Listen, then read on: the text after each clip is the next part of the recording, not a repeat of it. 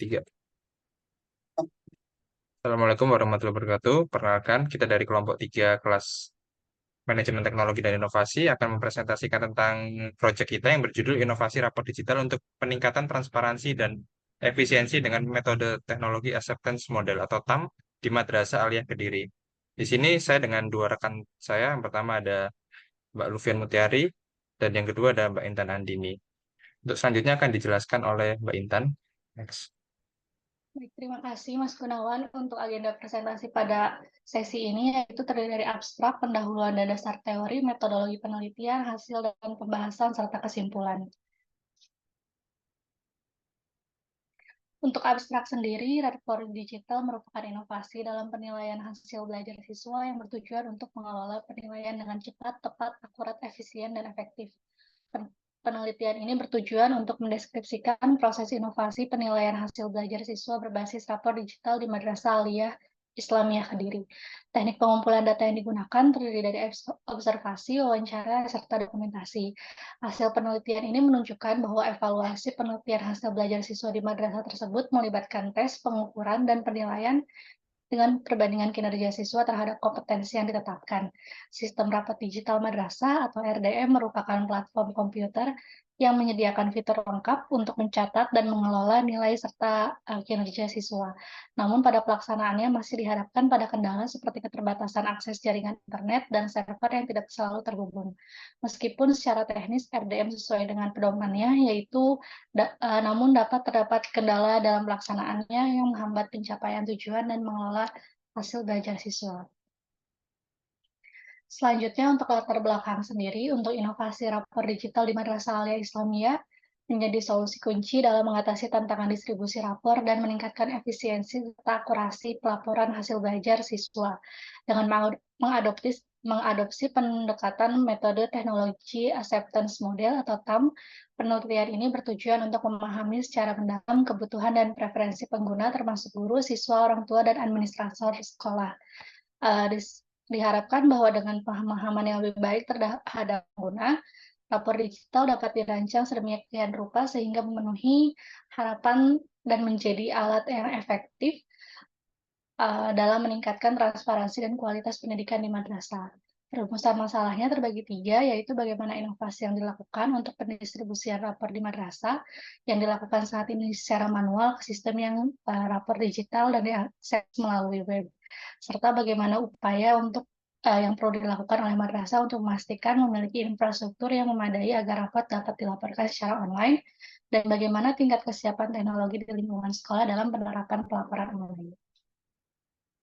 Tujuan penelitiannya terbagi menjadi tiga, terbagi menjadi dua, yaitu mengkaji manfaat dan penerapan RDM, menganalisis tingkat kesiapan teknologi di lingkungan sekolah dalam penerapan RDM. Lalu untuk ruang lingkupnya terbagi dua, yaitu narasumber dalam penelitian ini adalah guru, uh, orang tua siswa madrasah Islamiyah, serta fokus penelitian dilakukan pada perencanaan, penerapan, dan inovasi pelaporan rapor online di sekolah madrasah. Manfaatnya terbagi menjadi dua, yaitu memberikan inovasi rapor digital dengan metode desain berbasis pengguna yang lebih efisien, transparan, dan relevan seiring dengan perkembangan zaman, dan dapat dijadikan juga sebagai bahan pertimbangan untuk penelitian selanjutnya. Kajian pustaka dan dasar teori, peran teknologi pendidikan di era 4.0, teknologi pendidikan merupakan sistem yang melibatkan orang, prosedur, dan peralatan, serta organisasi untuk mendukung pembelajaran dan pemecahan masalah dalam proses pendidikan. Dalam era revolusi 4.0, konsep pendidikan mengalami transformasi yang signifikan dengan fokus pada kebutuhan kompetensi baru yang dibutuhkan di dunia kerja. Untuk rapor digital sebagai inovasi penilaian hasil belajar, aplikasi rapor digital merupakan inovasi dari Kementerian Agama untuk madrasah negeri dan swasta di Indonesia sejak tahun 2018, yang tujuannya adalah memudahkan pengelolaan nilai hasil belajar secara cepat, tepat, akurat, efektif, dan efisien, serta meningkatkan produktivitas kompetensi dari guru-guru. Selanjutnya untuk kajian pustaka dan dasar teori akan disampaikan oleh rekan saya, Mbak Lufian. Saya persilahkan.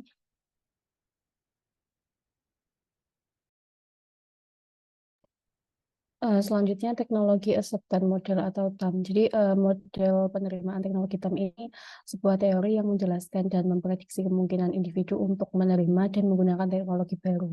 TAM ini dikembangkan oleh Fred Davis pada tahun 1989. Kemudian kegunaan yang dirasakan ini, penggunaan teknologi baru ini akan bisa meningkatkan kinerja mereka dalam melakukan tugas tertentu. Kemudian kemudahan yang dirasakan lagi juga bisa membuat individu ini yakin bahwa penggunaan teknologi baru ini akan mudah dipelajari dan mudah digunakan. Kemudian bisa membuat penilaian ini secara keseluruhan terhadap teknologi baru. Kemudian berikut ini adalah bagaimana TAM ini bisa digunakan dalam mengembangkan rapor digital. Yang pertama, melakukan survei kepada guru dan orang tua untuk menilai kegunaan dan kemudahan penggunaan rapor digital.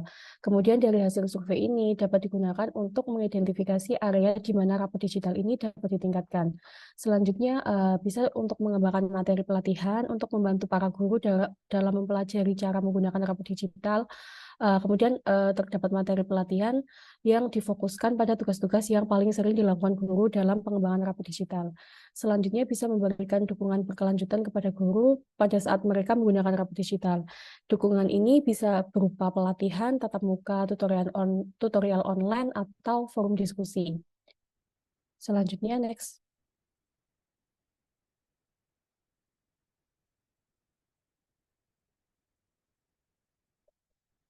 Selanjutnya bisa next, Mbak Intan.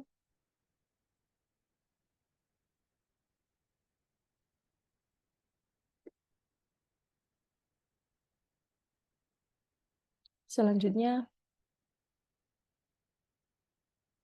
nah kemudian bisnis canvas model. Jadi bisnis canvas model ini adalah alat yang digunakan untuk memvisualisasikan dan merancang model. Dikembangkan oleh Alexander Osterwald. Model ini terdiri dari 9 blok bangun yang mewakili elemen-elemen kunci dari sebuah bisnis, yang mulai dari mitra bisnis sampai dengan arus pendapatan. Selanjutnya, metodologi penelitian. Skema penelitian ini digunakan untuk menggambarkan tahap dari penelitian dari awal sampai dengan akhir, mulai dari identifikasi kebutuhan pengguna, kemudian pengumpulan data, analisis data, sampai dengan implementasi dan evaluasi. Kemudian jika tidak sesuai, maka akan diulang lagi pada tahap analisa data. Selanjutnya, nah ini adalah 9 blok yang dimiliki oleh proses bisnis di Madrasah Aliyah, mulai dari key partner sampai dengan revenue stream. Jadi di sini key partnernya terdapat lembaga pendidikan lain yang bekerja sama, kemudian key activities-nya ada pembelajaran dan edukasi, kemudian value proposition-nya di sini ada pendidikan berkarakter, kurikulum berbasis Islam, kemudian customer relationship di sini ada komunikasi terbuka, kemudian pelayanan personal, dan untuk customer segmentnya di sini ada siswa, orang tua atau wali. Kemudian yang ketiga ada tenaga pendidik atau staff. Selanjutnya key resource ini terdapat tenaga pendidik, kurikulum, teknologi, dan bahan ajar. Selanjutnya channels. Di sini channels ada website atau media sosial, kemudian majalah atau newsletter. Selanjutnya, cost struktur di sini terdapat biaya operasional, pengembangan SDM, dan biaya teknologi serta infrastruktur. Kemudian revenue stream di sini ada SPP, dana hibah dan donasi, kemudian ada pendaftaran dan administrasi. Selanjutnya, nah jadi kita menggunakan teknologi acceptance model, menggunakan teknik skala liter ini untuk mengukur sikap, pendapat, dan persepsi. Jadi di sini kita menggunakan nilai, misalnya kalau setuju diberikan nilai 4, cukup setuju 3, kemudian kurang setuju nilainya 2, dan tidak setuju nilainya 1. Jadi dari data yang terkumpul kemudian diolah menggunakan rumus persentase yang menghasilkan informasi yang disajikan dalam bentuk tabel. Kemudian tahap kedua ini menghitung persentase jawaban dari setiap kategori, yaitu setuju, cukup setuju, kurang setuju, dan tidak setuju. Kemudian dibagi dengan jumlah jawaban kategori tersebut dengan total jumlah seluruh kuesioner. Jadi kemudian dikalikan 100. Selanjutnya hasil dan pembahasan. Di sini kita melakukan implementasi sistem. Yang pertama membutuhkan kebutuhan perangkat keras, ada komputer atau perangkat pengguna, kemudian ada server utama dan perangkat jaringan. Yang selanjutnya kita membutuhkan perangkat lunak. Di sini ada sistem operasi, browser, kemudian software pengelolaan konten dan data.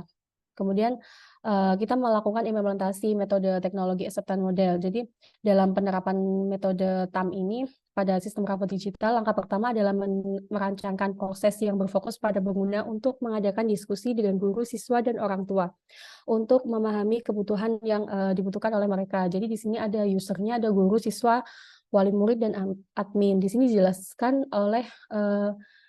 dijelaskan beberapa fitur-fitur yang disediakan oleh sistem dan beberapa fasilitas yang nantinya digunakan oleh user tersebut. Selanjutnya, next.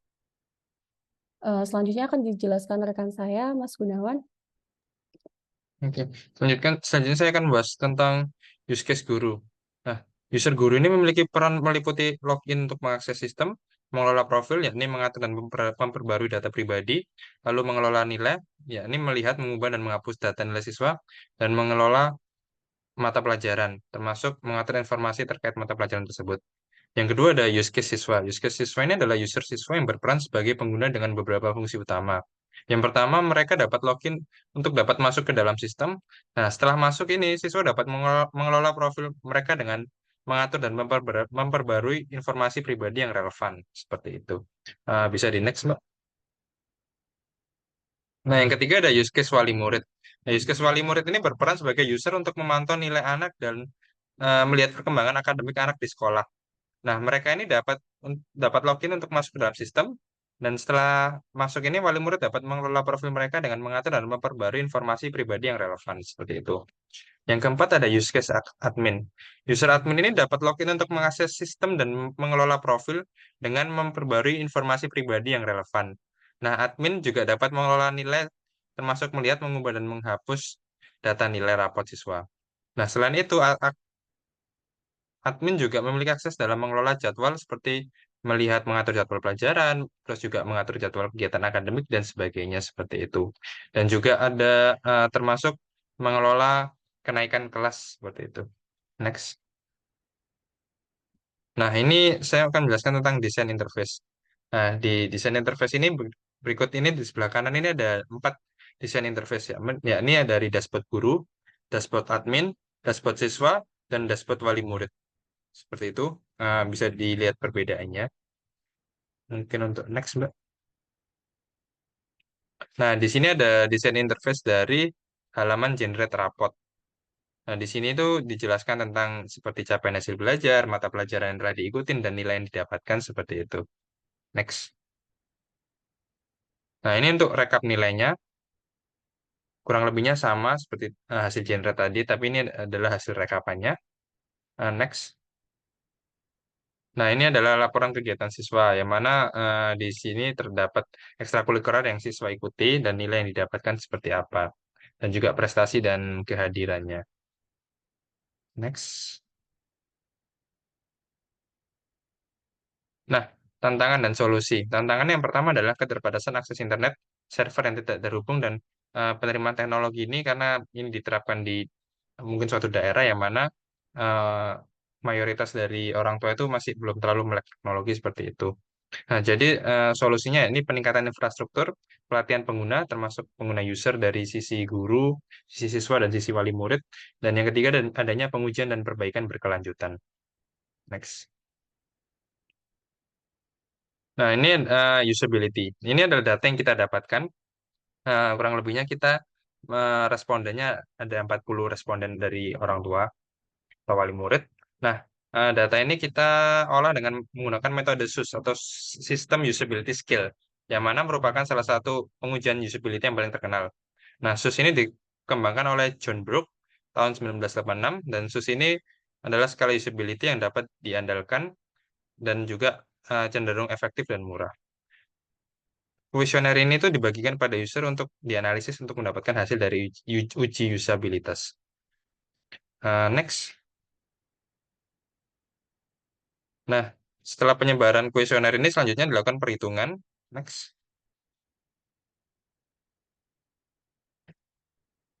Dari tabel ini menunjukkan skor rata-rata yang diperoleh itu kurang lebihnya 278,611 terhadap 45 responden.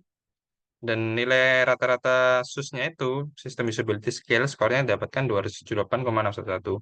Nah, dilihat dari range acceptable-nya ini termasuk kategori marginal.